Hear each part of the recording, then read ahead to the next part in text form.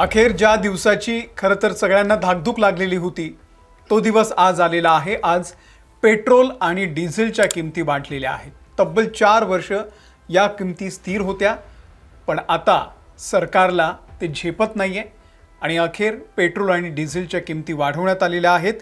Petrol 3 रुपये, diesel 3 रुपये आणि CNG 2 रुपयांनी वाढलेला आहे। लक्षात घ्या, या सगळ्याचा परिणाम आपल्या जगण्यावरती होणार आहे।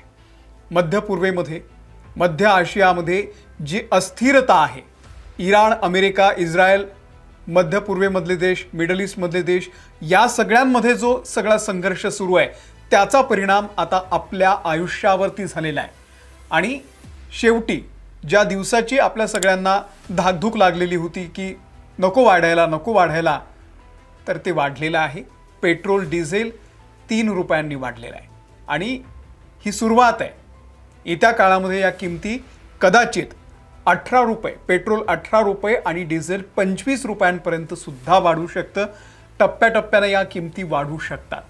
लक्षात घ्या, जेव्हा पेट्रोल आणि डिझेल वाढतं तेव्हा तुमचं आमचं जगणं वाढतं, आपल्या ताटातले अन्नपदार्थांच्या किमती वाढतात, आपलं 2 वेळचं अन्न महागतं आणि एकंदरीतच आपल्या जगण्यावरती परिणाम होतो।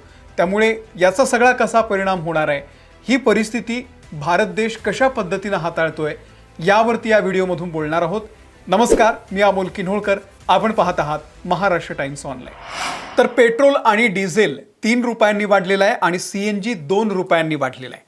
लक्षात घ्या, पंतप्रधान नरेंद्र मोदी यांनी आवाहन केलेलं होतं की पेट्रोल आणि डिझेल याची जास्तीत जास्त बचत करा, गरज असेल तिथेच वापरा, पब्लिक ट्रान्सपोर्टचा वापर करा, वर्क फ्रॉम होम करा, इलेक्ट्रिक वाहनं वापरा, पण पेट्रोल डिझेलची बचत करा। पण तसं होताना फारसं दिसत नाहीये, कारण त्याची कारणं अशी आहेत की लोकांच्या जगण्याशी संबंधित या सगळ्या गोष्टी आहेत आणि माणूस याशिवाय राहू शकत नाही। आता पंतप्रधानांनी जेव्हा हे आवाहन केलं तेव्हा त्यांनी सुद्धा त्याची अंमलबजावणी केली, त्यांच्या ताफ्यातल्या गाड्या कमी केल्या। महाराष्ट्र सरकारनं सुद्धा, म्हणजे देवेंद्र फडणवीस यांनी सुद्धा मंत्र्यांसाठी नियम केला की तुम्ही परदेशवारी जे काय तुमचे दौरे असतील ते कॅन्सल करा। ते स्वतः बुलेट चालवत काल मंत्रालयामध्ये पोहोचलेले होते। संदेश त्यातून एकच देण्याचा प्रयत्न होता की आम्ही आमचा त्या ज्या मोठमोठ्या गाड्यांचा जो ताफा आहे तो कमी केलेला आहे आणि आम्ही सुद्धा आता पेट्रोल डिझेल वाचवण्यासाठी अशा पद्धतीनं प्रयत्न करतोय, लोकांनी सुद्धा तो करावा अशी सरकारची अपेक्षा आहे। पण ज्या पद्धतीनं आता या 3-3 रुपयाच्या किमती वाढलेल्या आहेत तर याचा परिणाम आपल्यावरती सुद्धा होतोय। कसा? अर्थात आता पेट्रोल डिझेल वाढलं तर ट्रान्सपोर्ट वाढणार आहे। ट्रान्सपोर्ट वाढणार म्हणजे जो आपण जिथे जातो येतो ते आपल्या खिशातून ते पैसे द्यावे लागणार आहे। म्हणजे एखाद्याला वाटेल की माझ्याकडे काय गाडीच नाही आहे, पेट्रोल वाढू दे किंवा डिझेल वाढू दे, मला काय घेणं देणं आहे, तर तसं नाही आहे। तुम्ही कुठल्या तरी वाहनाने प्रवास करताच तर त्याच्यासाठी जे तुम्ही भाडं देतात ते सुद्धा महागणार आहे, म्हणजे ट्रान्सपोर्ट महागणार आहे। ओला उबेर आपण करतो, ओला उबेरच्या गाड्या, तर त्याची सुद्धा आपल्याला मोठी किंमत मोजावी लागणार आहे। ते त्यांच्या अर्थात ते स्वतःवरती हा सगळा ताण घेणार नाहीत, ते तुमच्याकडूनच वसूल करणार आहे, जनतेकडून वसूल करणार आहे। तर जेव्हा आपण गाडी आधी ओला उबेरची 100 रुपयाला बुक करत होतो ती आता 105-110 रुपये होणार आहे। रिक्षा टॅक्सीचे दर सुद्धा वाढणार आहेत। अमूलचं दूध आपल्याला माहिती आहे 2 रुपयांनी वाढलेलं आहे 2 दिवसांपूर्वीच। भाजीपाला वाढणार आहे, कारण गावाखेड्यातून जेव्हा ट्रकमधून किंवा इतर ज्या वाहनांमधून हा सगळा भाजीपाला, हे सगळं दूध शहरामध्ये येतं तेव्हा त्याची ट्रान्सपोर्टची किंमत वाढणार आहे। त्यामुळे आपल्या घरामध्ये, आपल्या शहरातल्या ज्या मंडई आहे त्या मंडईमध्ये जो भाजीपाला मिळतो तो सुद्धा महागणार आहे। डिलिव्हरी प्लॅटफॉर्म, काही लोक स्विगी, झोमॅटो यावरून जे मागवतात अन्नपदार्थ, एकतर ते अन्नपदार्थ सुद्धा महागणार आहे कारण त्यांचा गॅस महागलेला आहे। जो डिलिव्हरी बॉय येतो तो सुद्धा बाईकवरून येतो, त्याचं सुद्धा पेट्रोल महागलेलं आहे, त्यामुळे ते सुद्धा महागणार आहे, सगळंच महागणार आहे। याचा परिणाम कन्स्ट्रक्शनवरती सुद्धा होणार आहे। कन्स्ट्रक्शन आपल्याला माहिती आहे सगळीकडे सध्या कन्स्ट्रक्शन सुरू आहे, घरांच्या किमती गगनाला भिडलेल्या आहेत आणि आता त्या आणखी गगनाला भिडणार आहेत। आताच त्या आपल्या खिशाला परवडत नाहीत, आता घर घेणं सुद्धा महागणार आहे, कारण सिमेंट असेल, सळई असेल, विटा असतील, जे काही आहे सगळ्या गोष्टी या सगळ्या पेट्रोल डिझेलशी संबंधित आहेत। आणि ते महागल्यामुळे या सगळ्याच्या कॉस्टवरती त्याचा परिणाम होऊन अल्टिमेट जे प्रोडक्ट आहे, घर असेल किंवा कुठलंही प्रोडक्ट असेल, तर त्याची किंमत वाढणार आहे. घाऊक बाजारात देखील मोठी वाढ झालेली आहे. कालच तुम्ही आकडे बघितलेले असतील, मार्चमध्ये काय होते आणि मेमध्ये काय पोचले आणि आणखी 3 महिन्यांनी त्याची काय वाढ होणार आहे याचा तुम्ही अंदाजही बांधू शकत नाही. सोनं, पंतप्रधानांनी सांगितलं होतं की सोनं घेऊ नका. अर्थात बऱ्याच लोकांनी त्याची खिल्ली उडवली त्या वक्तव्याची, परंतु नंतर सरकारनं 6% इम्पोर्ट ड्युटी 15% केली. आधीच सोनं सर्वसामान्यांना घेण्याच्या म्हणजे अजिबात ते परवडणारं नाही आहे, त्यात ते आणखी महाग झालेलं आहे. चांदी कुठे गेलेली आहे? चांदी 4 लाखापर्यंत पोहोचते की काय अशी परिस्थिती आहे. विचार करा, चांदी वर्षभरापूर्वी चांदीचा रेट आणि आज मिळणारी चांदी कुठे गेलेला आहे. सोनं आणि चांदी हे तुमच्या आमच्या खिशाला परवडणारच नाही आहे. तर या गोष्टीसुद्धा तर आता सर्वसामान्य लोकांनी, मध्यमवर्गीयांनी हे विसरून जावं. सोनं चांदी तर त्यांनी विसरूनच जावं.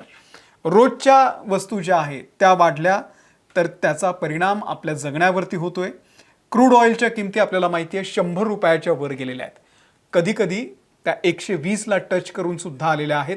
डोनाल्ड ट्रम्प ज्या पद्धतीनं वक्तव्य करत असतात त्यानुसार त्या खालीवर होत असतात आणि त्याचा परिणाम आपल्या जगण्यावरती होते. क्रूड ऑइलच्या किमती गगनाला भिडणार आहेत.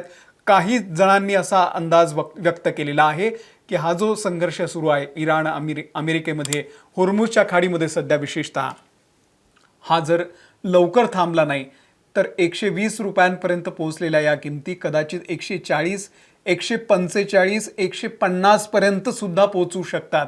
आणि जर तसं झालं तर मग मात्र अवघड आहे. क्रूड ऑइलच्या किमती 100-150 पर्यंत सुद्धा जाऊ शकतात. 100च्या वरती अर्थात त्या आहेत. आणि मधल्या काळामध्ये या किमती वाढल्या नाही, कारण इराण अमेरिकेचा संघर्ष सुरू झाला फेब्रुवारी एंडला. मार्च, एप्रिल आणि मे मिडपर्यंत या किमती वाढलेल्या नव्हत्या, कारण आपल्याकडे निवडणुका होत्या आणि निवडणुकांच्या काळामध्ये लोकांच्या भावना, त्या ठिकाणी त्यांचं मत परिवर्तन होऊ नये यासाठी या किमती अशा पद्धतीनं रोखून धरल्या जातात, त्या वाढवल्या जात नाही. आणि एकदा का निवडणूक संपली, एकदा का शपथविधी झाले की अशा पद्धतीने या किमती वाढवल्या जातात. ते आपल्या समोर आहे. डिझेलचं असं आहे की ट्रक, बस, रेल्वे, शेतीची उपकरणं, मायनिंग, लॉजिस्टिक्स, औद्योगिक ट्रान्सपोर्ट या सगळ्यासाठी डिझेलचा वापर होतो. म्हणजे तुम्हाला वाटत असेल की पेट्रोल वाढलं म्हणजेच आपल्या खिशाला झळ बसते, असं नाही.